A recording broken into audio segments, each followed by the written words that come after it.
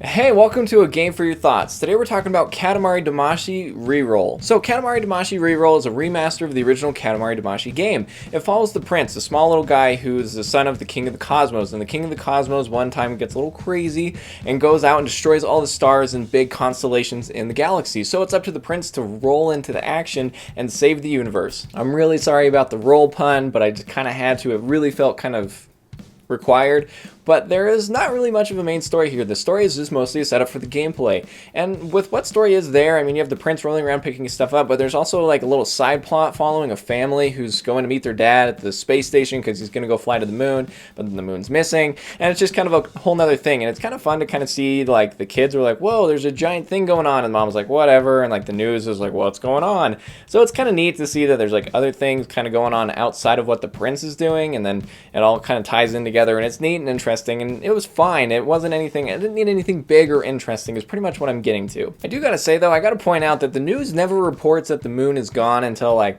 I actually don't even think the news reports it. It just says the stars are gone and missing. And the family travels like across the world. They like take like a taxi and then like a plane and then like a bus. And then they finally get there and the dad's like, hey, the moon's gone. We can't take off into space because the moon's gone. And it's like, don't you think it would have saved the family a whole lot of time and money if the news would have bothered to report that the moon is gone? But I think in terms of like priorities, like the moon being missing and then like the stars being missing, it's kind of like, but they decided to knock out the stars first. They wanted to keep people relaxed. It's fine, but it just could have saved that family a whole lot of time and money. Not my problem, but mostly theirs, and kind of a fault of the news reporters, you know? But in terms of like the overall story, I mean, Katamari is a great example of if you have a solid gameplay formula and experience, then your story really doesn't have to matter too much. If you got something to move you along, that's totally fine, but it doesn't have to be super intricate or really meaningful because the gameplay is really what matters most here. So let's chat about the gameplay. As for the gameplay, it's just a super simple, relaxing, fun, and enjoyable gameplay flow. It's nice because you just roll around in this little ball, pick up objects, and the levels are laid out perfectly as there's like a cool like flow to the levels that you can move around and explore and pick things up on your own, but there is a cool natural progression of things that it's like, oh yeah, I probably should go get that, just because it seems like natural. It pushes the player in a good way that feels like the game's not forcing you to do it a way that you're supposed to. It just kind of tricks the player into doing what it wants you to do, which is kind of weird. It keeps things simple enough, and starting out with rolling up pieces of thumbtack, gum, little caramels, things like that, and slowly picks up in terms of size of things you're rolling up. And it has a great sense of scale, as when you're really small, you see like the people and like the table and things like that, and you're like, I'm tiny.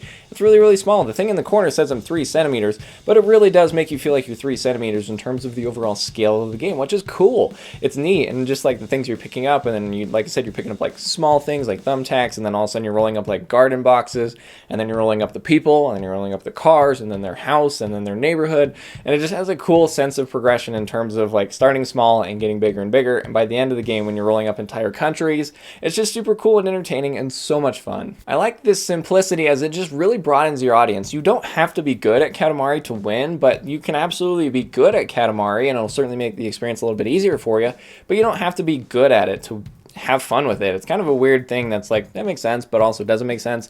So point is you don't have to be good at Katamari, but it certainly benefits you to be good at Katamari, to have a little bit of a more enjoyable time, so you can find the better ways to go about it. And if you want like higher scores for the levels, you certainly have to practice to find like the best ways to move around and the most efficient ways to pick up certain objects, just things like that. And it's just a cool, like, low stress environment. It's fantastic. This game certainly does have a few minor problems. I mean, this is a pretty straightforward review, and it's like, the story is minimal, the gameplay is really fun and simple, and there's a few little problems. The biggest problem I have is it's always hard to tell what things you can and can't pick up. You like, because the idea is that like, well, if you're bigger than the object, you can pick it up, but sometimes it doesn't always play out exactly like what you think it would. So it's kind of weird in terms of like, can I pick this up or not? And it seems like a lot of wasted time and trial and error. And another thing I wasn't a huge fan of is that the last 30 seconds of the level, there's like this alarm that beeps at you that's like, hey, there's 30 seconds left, which is really weird because this whole time has been super relaxing and whatever. And then you get to the end, all of a sudden it gets super stressful, and this alarm makes it sound like there's a fire alarm going off, and it just is a little bit more stressful towards the end than I wanted it to be.